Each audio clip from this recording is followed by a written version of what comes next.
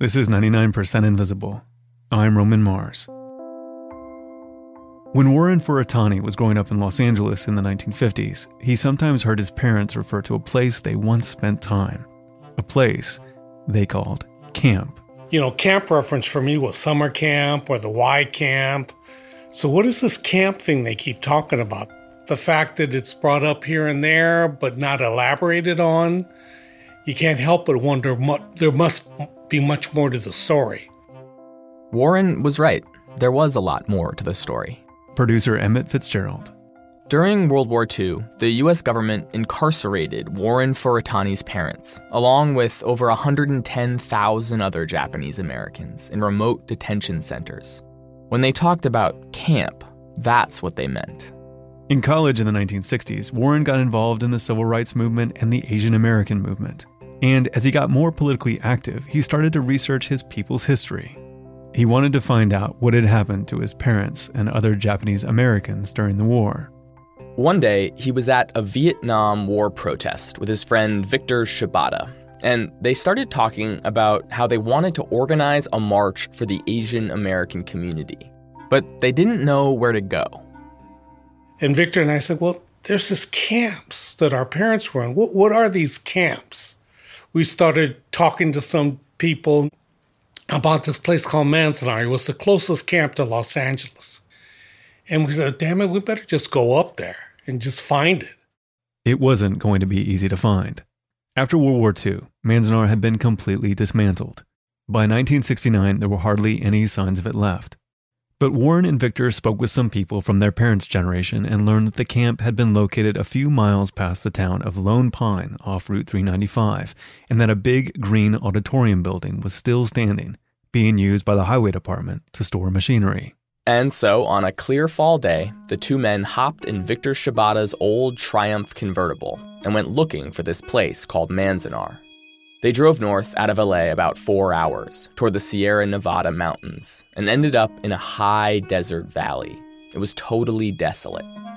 But a few miles outside of Lone Pine, they found the green building, and they turned off the highway onto a small dirt road. Tumbleweeds, no trees, a lot of underbrush, and in the background was the Sierra Nevada mountains covered in snow. It was as dramatic a landscape as you could imagine. The two men continued driving through the desert, and then suddenly they came across an old white pillar with Japanese lettering on it. It just was stunning, just like it was waiting there to be discovered. It was the original pillar marking the Manzanar Cemetery, and it was surrounded by faded gravestones of people who had died while in the camp. As they explored the area further, Warren and Victor eventually came across a big pile of debris. And we found all of these broken dishes, and on the back of the dish said Army dinnerware with dates on it. And different things we found. It was like an archaeological dig, and revealed this historical reality called camp. The two young men had found the remains of a camp that only a few decades earlier had imprisoned over 10,000 Japanese Americans. And in the process, they were helping uncover a dark chapter in U.S. history that a lot of people at the time would have rather forgotten. The incarceration of Japanese Americans during World War II wasn't even mentioned in most high school history textbooks in the 60s. There was no books, no stories, no information, couldn't find it in the card catalog in the library. So we started writing our own history. And part of writing that history meant drawing attention to Manzanar itself. When Warren and Victor found it, the place had no historical designation, no sign, and no plaque. But that was all about to change.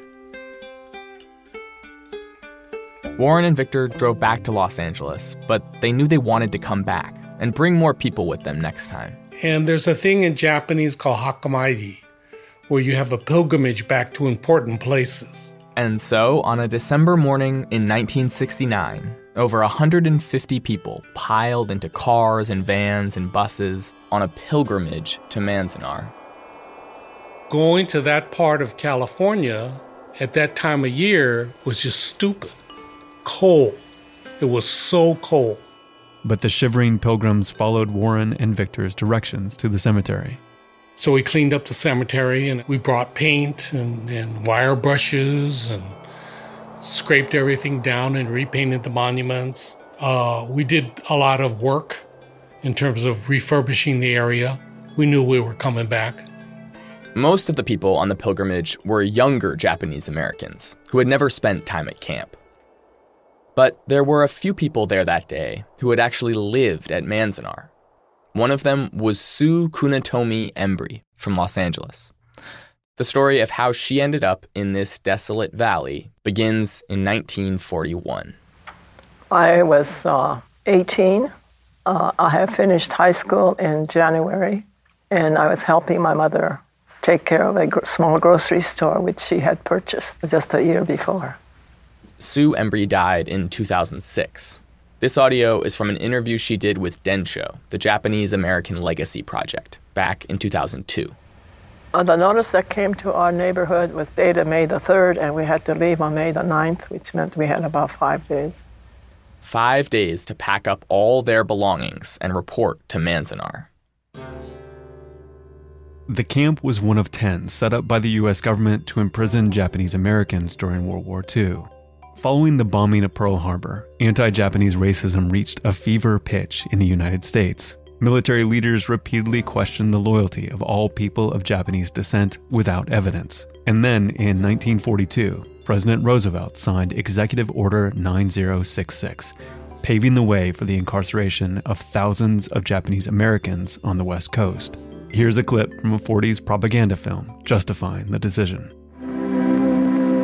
When the Japanese attacked Pearl Harbor, our West Coast became a potential combat zone.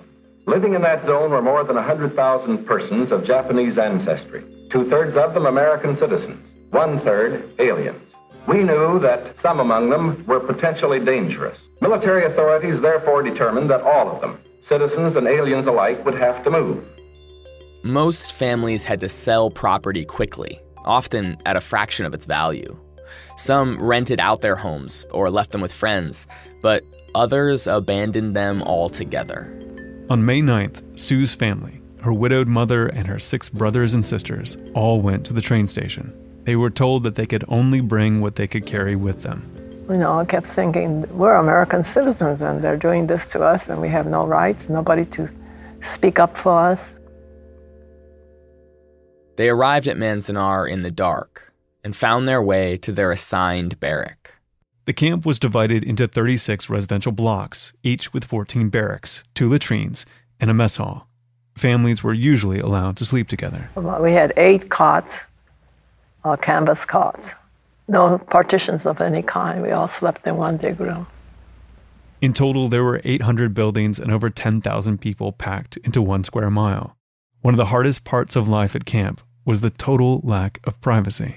The latrines were completely open and exposed, with no stalls or dividers between the showers or toilets. So in the beginning, people like my mother would stay up late, hoping to take a shower. Well, we're her neighbors who weren't around, but they all stayed up late, and they all wanted to take their shower in privacy. A 5-strand barbed wire fence encircled the entire camp, with 8 guard towers around the perimeter. Each guard tower had a searchlight and a soldier with a machine gun. I remember going out one night, and the searchlight followed me all the way to the latrine. And I think everyone remembers those searchlights. Manzanar was undoubtedly a prison, but the people inside did everything they could to turn it into a livable city. They had schools, churches, and clubs, baseball fields and basketball courts. People built rock gardens and planted flowers and vegetables. It was a real attempt to beautify their surroundings, and I think it really helped the morale of the people. The camp also had its own newspaper, ironically called the Manzanar Free Press, where Sue Embry worked as a reporter and editor. Manzanar operated through the end of the war. During that time, there were several legal challenges to the camps, but each time the courts upheld the constitutionality of Japanese American incarceration.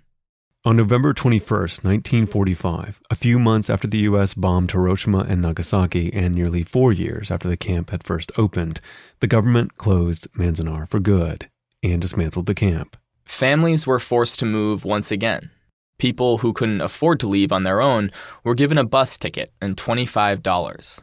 Often they didn't have a home to go back to. When Sue Embry's parents returned to Los Angeles, they found that their old grocery store and house had been demolished. After Sue Kunitomi Embry left camp, she moved to the Midwest for a little while, but ultimately ended up back in Los Angeles. But it bothered her how little people talked about what Japanese Americans had been through during the war. So when she heard about a bunch of young college students making a pilgrimage to Manzanar, she decided to join them. Which brings us back to that winter day in 1969, when around 150 people traveled to Manzanar to draw attention to what had happened there. The media showed up at this pilgrimage in December, wind howling, very cold. That's Bruce Embry, Sue's son. He says his mom and another person who had also been imprisoned at Manzanar began telling reporters what life had been like there during the war. And it caused an uproar.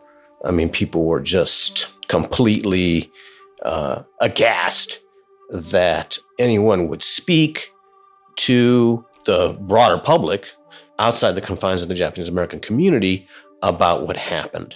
The older generation, they were mad. Again, Warren Furutani, who helped organize the pilgrimage. Why are you bringing this up? It's better left forgotten. It's the hatchet's been buried. Leave it buried. But these activists were just getting started, especially Sue Embry. I think the pilgrimage made her understand how important the site was to the community. And I think in particular, how the community itself had to come to grips with what happened. Following the 1969 pilgrimage, Sue Embry, Warren Furutani, and others formed the Manzanar Committee with the specific goal of getting the site recognized as a historic landmark. We felt that we needed society to acknowledge this fact, not let it be buried in the back pages or in a simple paragraph in a history book. They lobbied hard for 3 years, all the while continuing yearly pilgrimages to the site. In 1972, the state of California designated Manzanar a state landmark and agreed to install a bronze plaque. It was one of the first public acknowledgments of what had happened there during the war. So the wording of the plaque became a huge issue. Particularly the question of what to call Manzanar. Was it a concentration camp? An internment camp? A relocation center? This is still contentious today. Some people don't like the term concentration camp because it's associated with Nazi genocide. Then again, internment camp feels like a euphemism. Don't let my mother-in-law hear someone call it internment camp. And she's a 93-year-old, white-haired, petite dynamo. She'll kick your ass. In the end, after a few fiery meetings, the Manzanar Committee convinced the state that the plaque should read as follows. In the early part of World War II, 110,000 persons of Japanese ancestry were interned in relocation centers by Executive Order 9066. Manzanar, the first of 10 such concentration camps, was bounded by barbed wire and guard towers, confining 10,000 persons, the majority of which being American citizens. May the injustices and humiliation suffered here as a result of hysteria, of racism, and economic exploitation never emerge again. California Registered Historical Landmark, number 850. 1,500 people attended the 1973 pilgrimage to watch the plaque get installed. But it didn't go over too well with some folks who lived in nearby towns.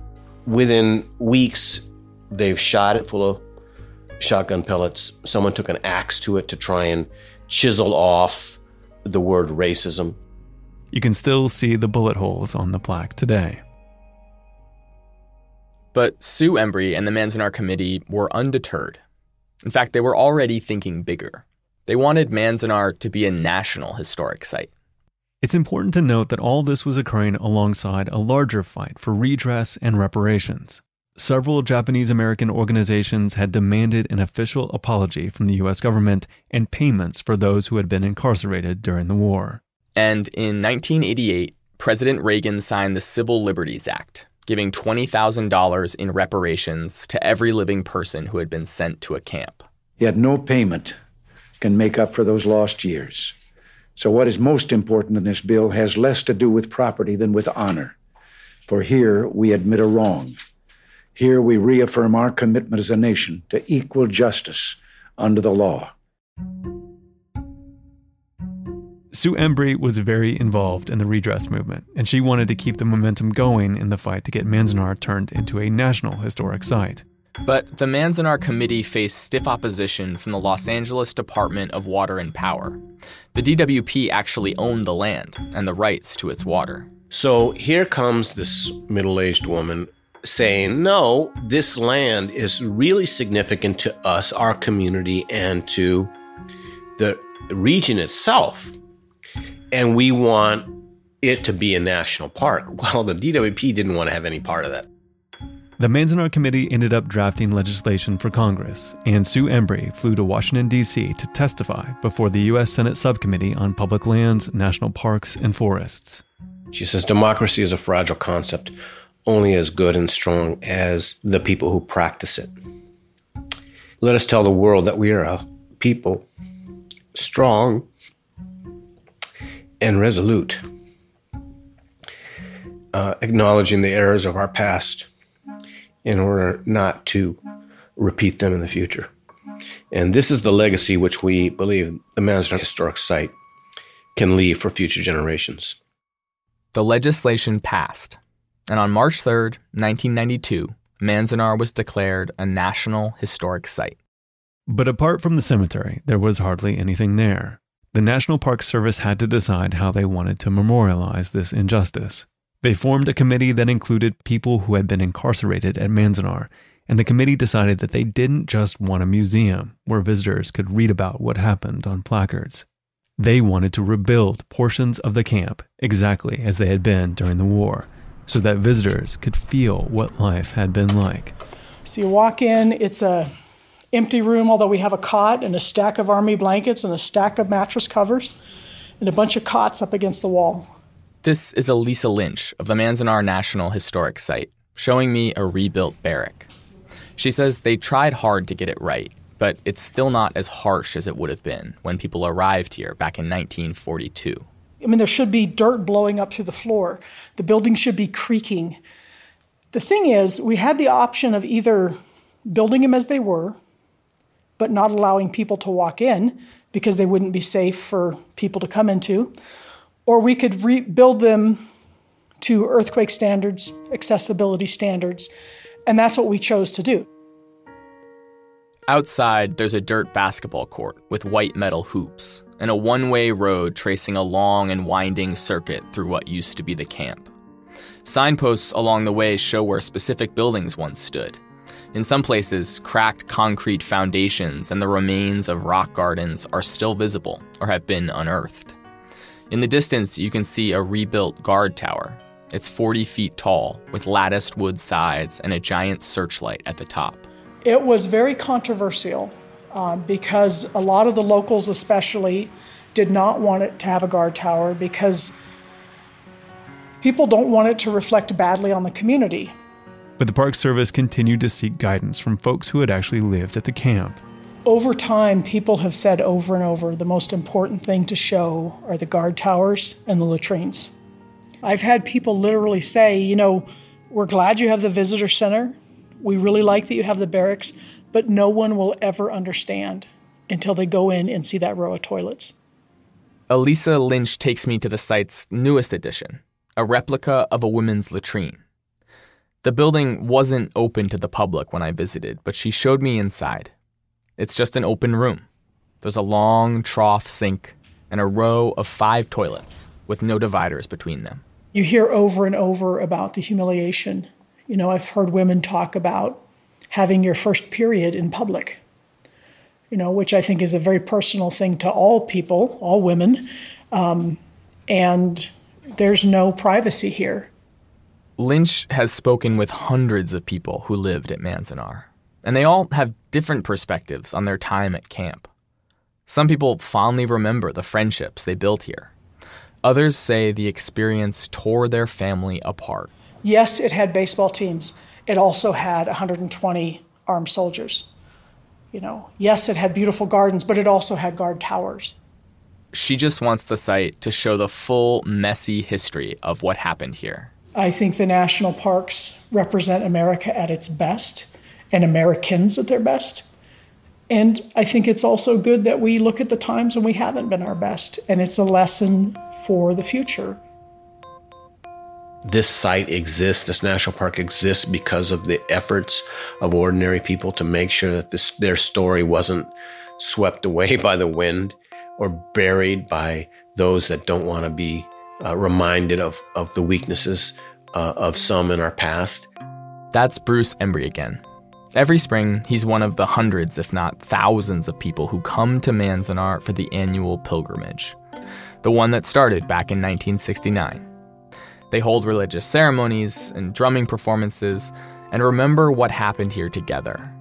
But it's not just for Japanese Americans. Lately, since 9/11, the pilgrimage has almost always had a speaker from the Muslim community.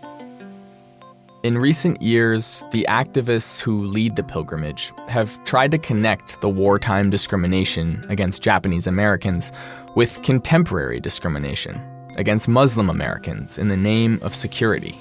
It's really important that the parallels to what's happening today get raised.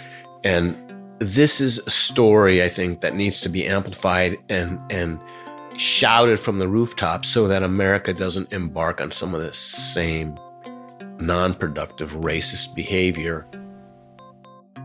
This year's pilgrimage will happen on April 29th, and Bruce thinks it'll be the biggest yet.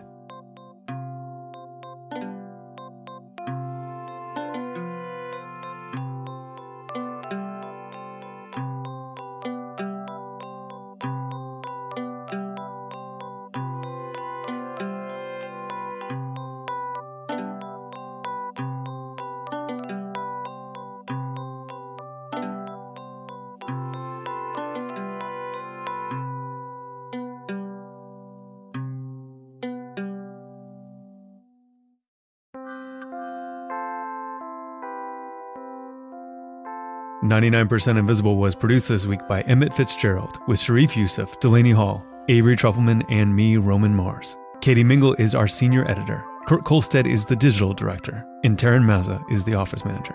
All original music was composed this week by Sean Rial. Special thanks to Densho, the Japanese American Legacy Project, and the Manzanar National Historic Site for the use of their interview with Sue Embry. There are tons of remarkable oral histories of Japanese American incarceration that you can check out at densho.org. We have some really amazing images of Manzanar to complement this episode that you should really check out by Ansel Adams and Dorothea Lange, plus some really stunning contemporary photos that Emmett took while he was up there. They're on our website, 99pi.org. We are a project of 91.7 KALW in San Francisco and produced on Radio Row in beautiful downtown Oakland, California.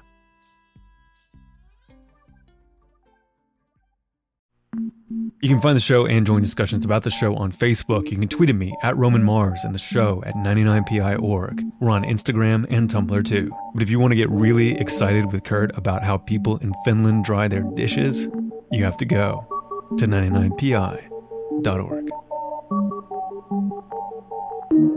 Radiotopia.